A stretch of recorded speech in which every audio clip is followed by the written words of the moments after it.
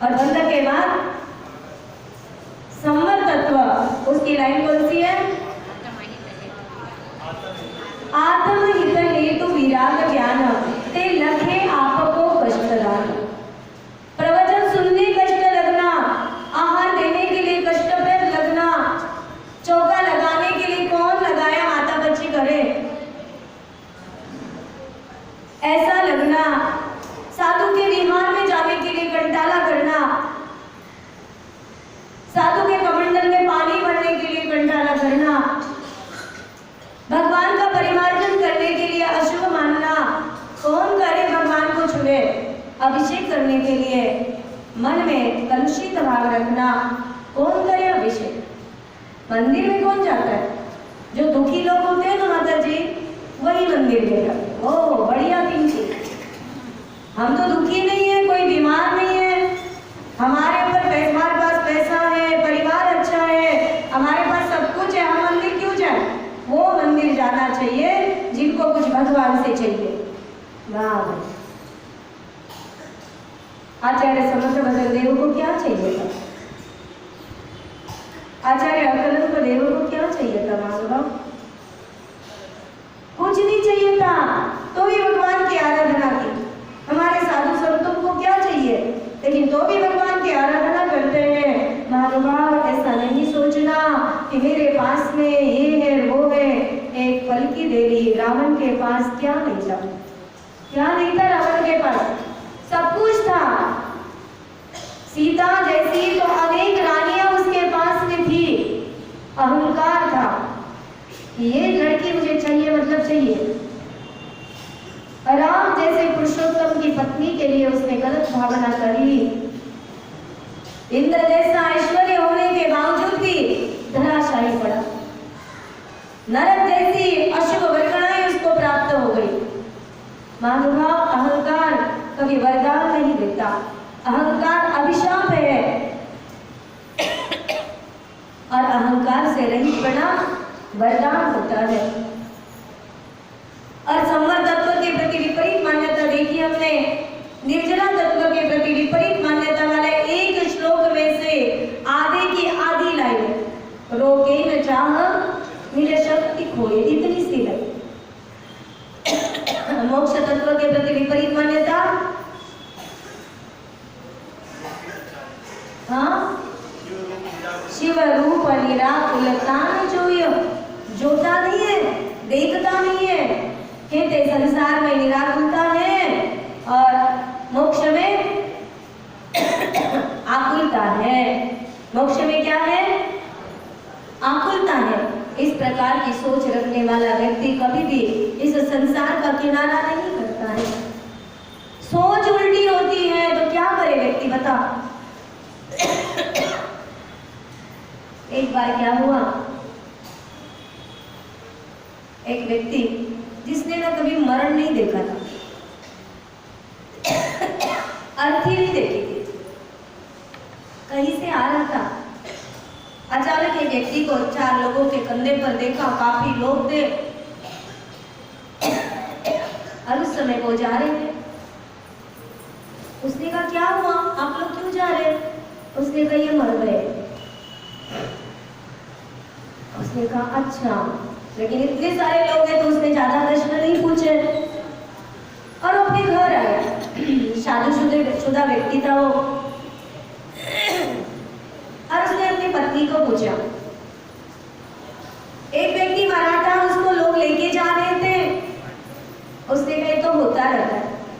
अरे बोली कि लेकिन मुझे ये बताना, तुम मर जाते मतलब क्या होता है? मर जाते मतलब कैसे पहचानने का मरता है मतलब? पत्नी ने बताया, आपको इतना भी नहीं पता, हाथ पांव ठंडे हो जाते हैं ना तो व्यक्ति मर जाता है। अच्छा अच्छा, हाथ पांव ठंडे होते तो व्यक्ति मर जाता है। उसने कहा कामकाज उसका था लकड़ी का था, लकड़ी काटना, इकट्ठा करना और बेचना। और लकड़ी काटने के लिए जंगल में गया, काफी सारी लकड़ी काटी। बारिश का मौसम था, जंगल का माहौल तो बहुत बारिश होती है। और उसने उसके हाथ पांव ठंडे होने लगे। उसने कहा हाँ, नाक तो सबसे पहले ठंडी होती ना। उसने अपनी नोज को हाथ लगाया, ये तो ठंडा पड़ने लगा है, इसका मतलब होता है मैं मरने लगा हूँ। अब मैं ज्यादा जिंदा रहने वाला नहीं, मैं मर जाऊंगा। अब मैं क्या करूं? मैं वो कुछ नहीं कर सकता, घर भी दूर है, सूचना भी नहीं दे सकता। काफी देर के बाद तो और ठंडा हो गया शरीर। उसने सोचा बस अब मैं मरने वाला हूँ, अब मरने वाला हूँ तो गिर जाऊंगा, पहले ही लेट जाता हूँ। और वो बेचारा लेट गया और नीचे ठंडी जमीन थी और ठंड लगी और लिपचिप पड़ा रहा। अब मैं मर गया हूँ। उसको इतनी डेफिनेशन पता थी कि हाथ पांव ठंडा होना मतलब मर जाना। मर गया हूँ, बस अंदर सोच रहा हूँ कितने दिन तक ऐसे बैठे रहने का। एक दिन हो गया, लेटा के लेटा रहा। उसके कुछ जोक अच्छे थे कि दूसरे दिन क्या हुआ, एक आदमी जा रहा था, उसने सोचा ये कौन है यहाँ पे, देखो तो पूरा ठंडा पड़ा, ओहो ये तो मर गया। अपने और कोई लोगों को, साथियों को बुलाया। जंगल का माहौल है तो बांस भी मिल जाता है, बांस लकड़ा तोड़ा, उसको बांध दिया। बांधने के बाद 4 ही लोग मिले थे बेचारे और लेके जाने लगे। लेकिन एक व्यक्ति को पकड़ने का कुछ अभ्यास नहीं होता है, कभी कभार तो पकड़ने मिलता है, और उसने थोड़ा टेढ़ा पकड़ा था तो उसको थोड़ा अटपटा लग रहा था, एक जगह पे थोड़ा ज्यादा दचका बैठता। 3 बराबर पकड़े थे। उसने कहा कि अब क्या करूं मैं, इसको बोल दूं क्या कि तू ठीक से पकड़। हमें बोले लेकिन मरे हुए व्यक्ति बोलते नहीं ना, तो नहीं बोलते।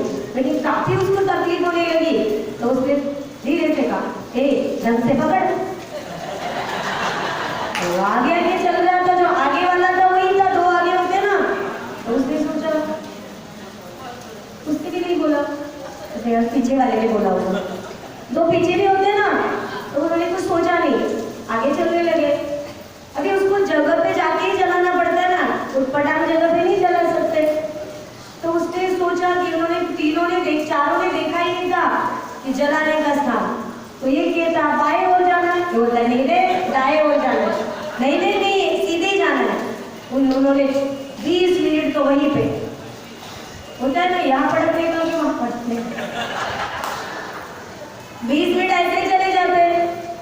तो 20 मिनट चले गए, वो थक गया बेचारा सो के ऊपर। उसने कहा बोल दूं क्या मैं, अरे नहीं पकड़ा जाऊंगा, हमारे व्यक्ति बोलते नहीं है। उसने कहा ना बाएं जाना है ना सीधे जाना है, नहीं दाएं जाना है ना सीधे जाना है, बाएं जाना है। उसने कहा कौन बोला रे? उसने कहा मैं नहीं बोला। उसने कहा मैं नहीं बोला। उसने कहा मैं नहीं बोला। वो बोला मैं नहीं बोला। उसने कहा फिर कौन बोला? पांचवा तो यही है। उसको नीचे ले लिया और उसने कहा क्यों रे, तू बोला क्या? उसने कहा मैं कैसे बोल सकता हूँ, मैं मर गया। उसने कहा मर गए यहाँ तो तू बोल कैसे सकता है? उसने कहा मेरे पेशेंस नहीं रहा, अभी कुछ तो हेल्प करना पड़ती ना उसको, इसलिए मैंने बोला, नहीं तो बोलने की कोई जरूरत नहीं थी मुझे। उन्होंने उधर ही रखा उसको, चले गए। Wrong thinking. इतना ही जाना कि हाथ पांव ठंडे होते मतलब मर जाता है, इतने नहीं मर जाता है। सांसें चलती कि देखना पड़ता है, नाड़ी चलती कि नहीं देखना पड़ता है, आंखें क्लिक क्लिक होती कि नहीं देखना पड़ता है, पेट को हाथ लगाना पड़ता है, तो भी ये प्रोसीजर होती है। और उसने नहीं सोचा तो कितना सारा भगड़दड़ हो गए। आखिर में घर आया कैसे छूट चढ़ के, उसने कहा कहाँ गई थी कल से, मैं इतना टेंशन में आ गई। उसने कहा कि मेरे हाथ पांव ठंडे हो गए थे, मैं मर गया था। आप मर गए तो फिर बोल कैसे रहे हो, घर कैसे आए? उसने पूरी कथा बताई। उसने हाथ माथे पे पटक दिया, ये भगवान कौन से पति से पाला पड़ा है। उसने कहा मेरी गलती नहीं, तू नहीं बोला था मुझे। उसने कहा ऐसे ही होता है, विपरीत मान्यता, अग्रहित मिथ्यात्व। वो तो ग्रहित में चला गया, उसने तो अभी ग्रहण किया था। लेकिन रॉन्ग थिंकिंग, रॉन्ग नॉलेज और wrong conduct is solution no. मोक्ष मार्ग नहीं है उसका। Right faith, right knowledge, right conduct is solution. सच्चा दर्शन, सच्चा ज्ञान और सच्चा चारित्र। बहुत अच्छी सी दो लाइनें आती मुझे भजन की। सच्ची श्रद्धा ज्ञान आचरण होगा, निज आत्मा तब भगवान होगा। सच्ची श्रद्धा ज्ञान आचरण होगा, निज आत्मा तब भगवान होगा। सच्ची श्रद्धा, सच्चा ज्ञान और सच आचरण है, तभी तो भगवान ऐसा होगा तो मैं भगवान बनूंगा, अन्यथा आज तक मैं भगवान नहीं बना। इसका कारण क्या है? मेरे पास में ज्ञान तो है लेकिन मिथ्या ज्ञान, मेरे पास श्रद्धा तो है लेकिन मिथ्या श्रद्धा, मेरे पास आचरण तो है लेकिन मिथ्या आचरण। इंद्रभूति ब्राह्मण के पास ज्ञान था, इंद्रभूति ब्राह्मण के पास चारित्र था, इंद्रभूति ब्राह्मण के पास श्रद्धा था, लेकिन कैसा था? रॉन्ग, विपरीत, मिथ्यात्व सहित। इसलिए उसको गणधर पद नहीं मिला। और जैसे उन्होंने परम पिता परमेश्वर महावीर भगवान को एक झलक देखा समुद्र में, मिथ्या दर्शन सम्यक दर्शन में परिवर्तित हो गया, मिथ्या ज्ञान सम्यक ज्ञान में परिवर्तित हुआ, मिथ्या चारित्र सम्यक चारित्र में परिवर्तित हुआ। जो संसार मार्ग था वो मोक्ष मार्ग बन गया। चार ज्ञान के नाल दुपट्टा यूं आप लोग कहते। एक बार मैं घर में पूछती हूँ दीक्षा लेने के लिए, जिनको वैराग्य होता है वो घर में पूछने नहीं जाते। साचा वैराग्य होता है तो उनको पूछने की जरूरत नहीं होती। जहाँ पे हो गया माता जी फंक्शन की भी जरूरत नहीं है। ये रोज हमारा सुबह का फंक्शन हो रहा है कि नहीं हो रहा है? बस चार साक्षी चाहिए आजकल के लिए। पहले जमाने में तो वो भी नहीं होता था। जंगल के माहौल में गुरु और शिष्य राजी तो क्या करेगा? हमको नहीं चाहिए बाजी, जरूरत नहीं है। जब साधु तैयार है, अपन प्रिपेयर है, दीक्षा लेने के लिए यूं तैयार होना चाहिए। वैराग्य की ऐसी धारा होना चाहिए महानुभाव कि दुनिया देखते रहे मैं आत्मा का कैसा अनुभव करता हूँ। आत्मानुभूति प्राप्त करने के लिए तो मनुष्य जन्म लिया तुमने, फिर इस शरीर को बेच लियो। दुकान में, पत्नी में, बच्चों में, माँ में, अब इसका बंटवारा कर दिया तुमने। सब नाते छोड़ दो एक दिन। इस संसार में हमारा कोई है नहीं, कोई था भी नहीं और कोई होगा भी नहीं। तीन काल में संसार की बहुत अच्छी बात आती महानुभाव। कम्मेनो कम्मन्या अहकं च कम्मनो कम्मं जाये सा खलु बुद्धि अपरिबुद्धो भवति तावत्। अनादिकाल से शिव ने माना मैं कर्म हूँ, कर्म मेरे है। मैं कर्म का था, मतलब परिवार, सोना नाना सभी आ गए उसमें।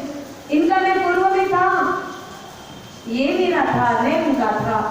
आगे ये मेरे हो जाएंगे, उनका मैं हो जाऊंगा। बस ऐसा गाढ़ श्रद्धा अग्रहित मिथ्यात्व है महानुभाव। इस मिथ्यात्व से निकलने के लिए गाथा आ रही है 8वें नंबर की श्लोक। इन जुत विषयनि में जो प्रवृत्त ताको जानो मिथ्या चरित। क्या कहा?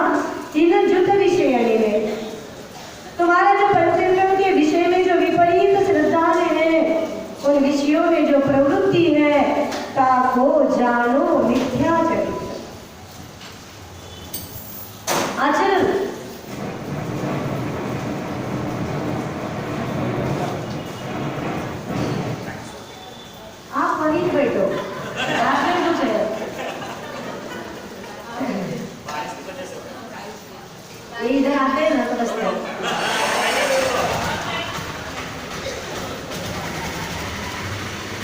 मिथ्या चारित्र। महानुभाव बेटी की शादी करनी है, बेटी की शादी करनी है तो पत्रिका भी छपानी होगी ना।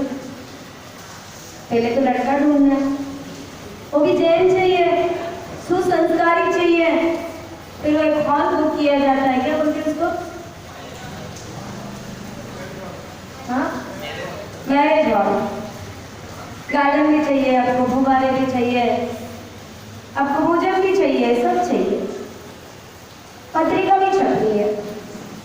हम देख रहे हैं एक शादी करते अपने बेटे की या बेटी की, तो हम अपना मिथ्यात्व कैसे तय कर लेते हैं। हम मिथ्या दृष्टि है कि नहीं पूरी दुनिया को पता पड़ता है। तुमको खबर पढ़ने के पहले दुनिया को पता पड़े। पत्रिका में आते श्री गजानन, वाह,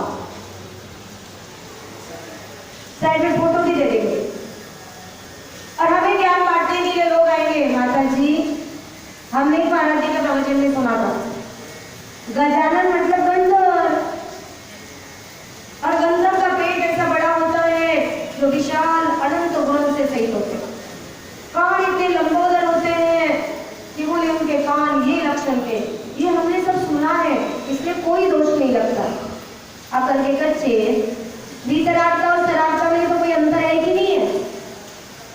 शरारता कभी भगवान हो सकते हैं, जो मोक्ष गए हैं वो है सिद्ध और अरिहंत, जो मोक्ष जाने वाले अरिहंत ये कहे जाते हैं भगवान, उनको ऊपर मान्यता दी जाती है। ओम लिखो ना, ज्यादा तुम्हें अटपटा लगता है तो पंच परमेष्टि वाचक है, इतना नहीं होता है तो दूसरा क्या करते हैं, बस 5 स्टार होटल का भोजन आएगा। एक इतनी सभ्य व्यक्ति में, उस व्यक्ति को इतना सभ्य मानती थी, हमेशा दर्शन करने आता, बहुत सारा काफी चीजें चढ़ाता, प्रवचन में भी बैठता, सब में आता, आहार भी देता। जब उसकी बेटी की शादी हमने सुनी तो बोले बस 5 स्टार होटल में शादी है। हमने कहा ठीक है, बड़ा ऊंचा व्यक्ति है, पैसा खर्च करने की ताकत है। पत्रिका भी देखी तो इतनी 1000 की एक पत्रिका, ठीक है, जिसके पास है ठीक है ना, बॉक्स अंदर आता है, ड्राई फ्रूट आते हैं, और जैसे शादी हुई तो ड्राई फ्रूट खाएंगे कचरे के डब्बे में वो। और एक साधु की पत्रिका निकालना है तो, चतुर्मास की पत्रिका निकालना है तो, एक बैनर निकालना है तो,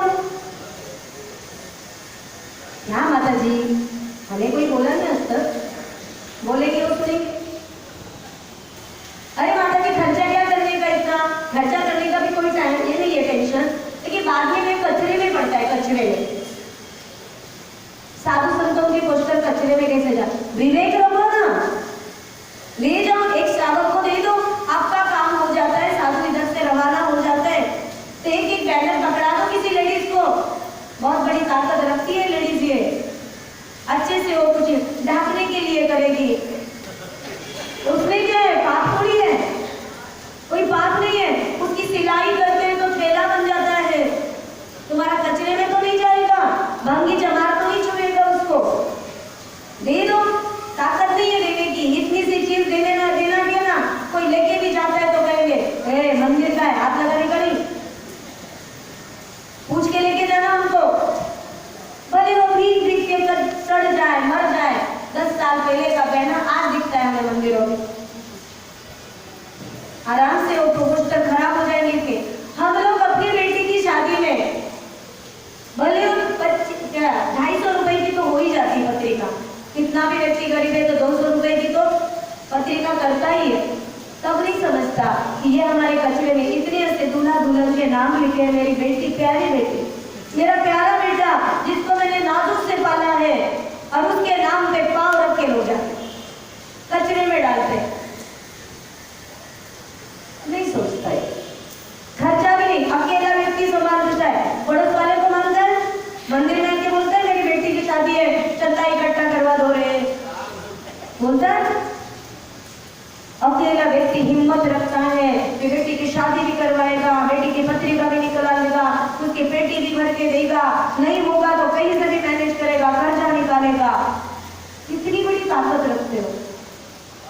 और साधु संत आते हैं, पूरे समाज खर्चा करने वाली होती है, बराबर है? एक व्यक्ति को तो करना ही नहीं है, समाज पूरा खर्चा करती है। 4 महीने साधु रहते हैं, 8 महीने तुम्हारे कमाई के होते मंदिर में, रोज की बोली होती है निरंतर।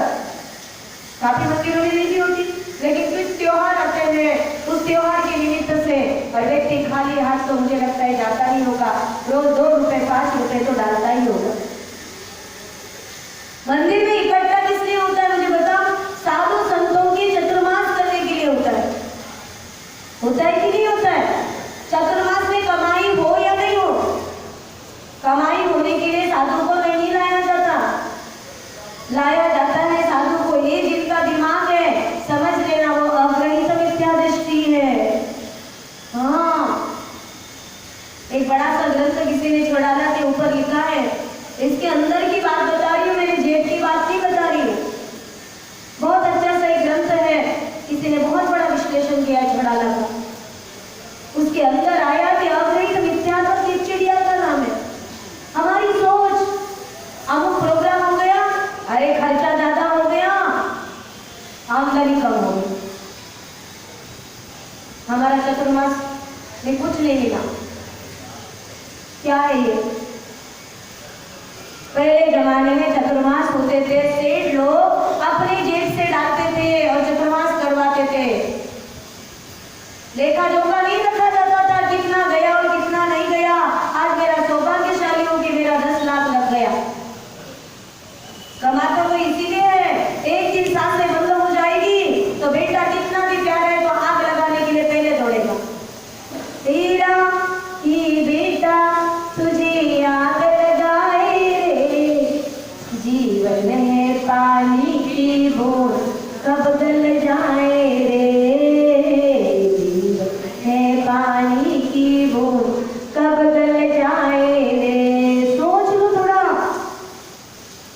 कितना भी तुम गुड़के बांध के अपने घर में थप्पी लगा के बैठोगे ना, तुम्हारे साथ में नहीं जाएगा। जब तुम दान दोगे अपने हाथ से, इस हाथों से दान दोगे, गुरुओं की पूजा करोगे, गुरुओं का सेवा में लगाओगे, भगवान की सेवा में लगाओगे, समझ लेना ये तुम 1 पैसा दोगे तुम्हें, इसने बोला 10 लाख। कहाँ की लाइन बताइए? पिक्चर की। ओहो,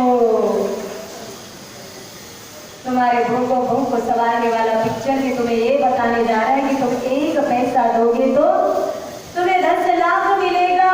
ये जैन धर्म तुम्हें कितना चिल्ला के बताता है, ए भाई तुमने मनुष्य जीवन प्राप्त किया, तुम सिर्फ अपना चूल्हा चौका या दुकानदारी सजाने के लिए नहीं तुमने जन्म लिया। वो करना पड़ता है, पड़ोस वाले के पास से भीख मांग के भी रोटी लाना है, इसलिए कमाना पड़ता है, अपना घर संवारना पड़ता है।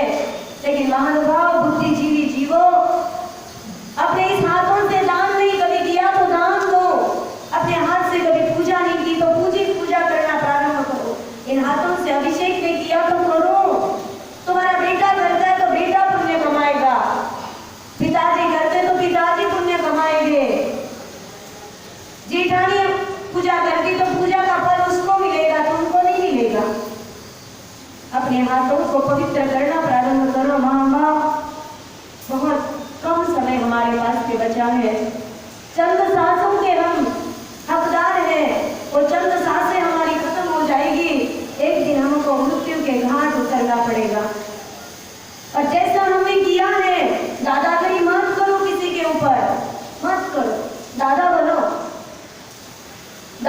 लेकिन दादागिरी मत करो, दादी बनो लेकिन दादीगिरी मत करना। और ऐसा नहीं कर सकते हो तो तुम्हारे पास में जिस जन्म में तुम जाओगे, ग्रहित मिथ्यात्व का भूत फिर पीछे लगेगा। ग्रहित मिथ्यात्व किसे कहते हैं? यो मिथ्यात्वादि निसर्ग जेह, अब जे ग्रहित सुनिए सुतेय। क्या कहा? यो मिथ्यात्वादि, मिथ्या दर्शन, मिथ्या ज्ञान, मिथ्या चारित्र, निसर्ग जेह। अग्रहित मिथ्यात्व बताए निसर्ग और अधिगम अब गृहित मिथ्यात्व बताने जा रहे हैं। जो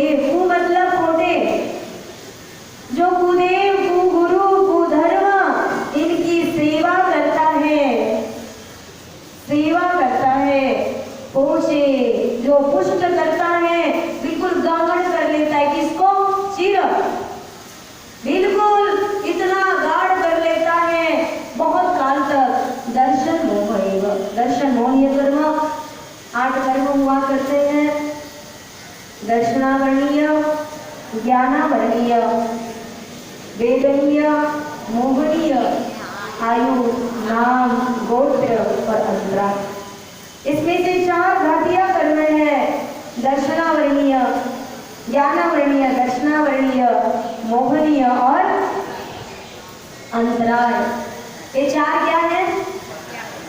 घाटी कर्म है। और अघाती कर्म आयु, नाम, गोत्र और वेदनीय अघाती कर्म। इसमें जो मोहनीय कर्म है उसके कहते हैं उत्कृष्ट स्थिति है सप्तर कोड़ा कोड़ी सागर, और जगन्य स्थिति है अंतर्मूर्त। इस दर्शन मोहनीय के 2 बेटे हैं। एक दर्शन मोहनीय कर्म के 2 बेटे, एक दर्शन मोहनीय और एक चारित्र मोहनीय। दर्शन मोहनीय क्या करता है? उस बेटे का नाम क्या काम है? सम्यक दर्शन प्राप्त होने नहीं देता। दर्शन मोहनीय क्या करता है? सम्यक दर्शन प्राप्त होने नहीं देता, मिथ्यात्व में रच पचाता है। ऐसे दर्शन मोहनीय को तू देव, तू गुरु और तू धर्म के प्रति पीछे लग के, अभी आने वाले भादव दुकान में आएंगे लोग, माता जी देना पड़ता है। हम महावीर जयंती के लिए मांगने जाते हैं क्या मांगने? उनको कहना हमारा महावीर जयंती आती है, तब आप दे दोगे क्या? झगड़ा नहीं करना, प्यार से पूछना। हमारे धर्म का कोई फंक्शन होता है तो हम मानने नहीं आते, फिर आपकी तो समाज कितनी बड़ी है, हमारे तो मिट्टी बड़े लोग, तो भी हम बड़े बड़े फंक्शन कर लेते हैं, और आपका तो इतना बड़ा है, बोले आप 10 दिन के लिए प्रोग्राम आप अपना मैनेज नहीं कर सकते? ठीक है देंगे, बाद में देंगे, ठीक है बाद में देंगे, करते करते वो समय टाल देना चाहिए। आपने दिया हुआ 1 रुपया भी मिथ्यात्व में चला जाता है, समझ लेना। लिपस्टिक लेने में जाता है 1 पैसा, वो भी मिथ्यात्व है। नेल पॉलिश में जाता है आपका, वो भी मिथ्यात्व है, ग्रहित मिथ्यात्व में है। आपका बाल काटने में चला जाता है ब्यूटी पार्लर में 1 पैसा, 1 पैसा लगता है। हमने बम्बई की लेडीज को पूछा था, वो रोज आती थी मेरे पास में, एक दिन नहीं आई। हमने कहा कि दूसरे दिन हमें बात कर कहाँ गई थी? उन्होंने कहा माता जी मैं आने वाली थी, लेकिन ना मैं कल ब्यूटी पार्लर में गई थी। कितने बजे गई थी? अरे भाई 1 घंटा तो आना था, ब्यूटी पार्लर में 1 घंटे में तो हो जाता होगा। उसने कहा कि नहीं 1 घंटे में कैसे होगा माता जी, कितने घंटे लगे उसको और कितना पैसा लगा उसको उस ब्यूटी पार्लर में। ओहो, और 4-5 दिन में तो बाल उगना चालू। क्या मतलब है? ग्रहित मिथ्यात्व। और किसके लिए वो कर रही थी ये भी बताऊंगी आपको। कल आने वाले मंच में प्रवचन में हम ब्यूटी पार्लर के बारे में बताएंगे। वाह कितनी माता जी अच्छी है, सबको एडवर्टाइज करना। कल ब्यूटी पार्लर पर प्रवचन होने वाला है। आपको समझ में आएगा कि ग्रहित मिथ्यात्व सिर्फ एक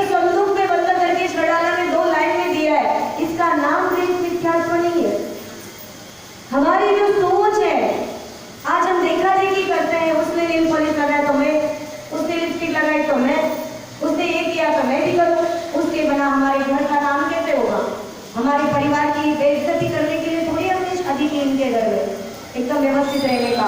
मेरे पति को ही पसंद नहीं, मेरे नहीं,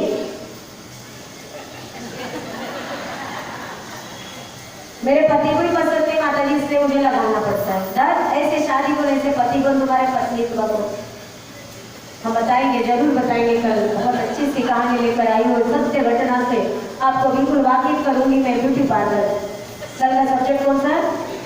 ब्यूटी पार्लर। बहुत अच्छा सा, जो अग्नि विद्यार्थियों की तरफ कैसे ले जाता है, और उसको हमने कैसे समझाया, और उसने कैसे अपने जीवन को मोड़ दिया, वहाँ तक ये कहानी है। बोली चिंता की बात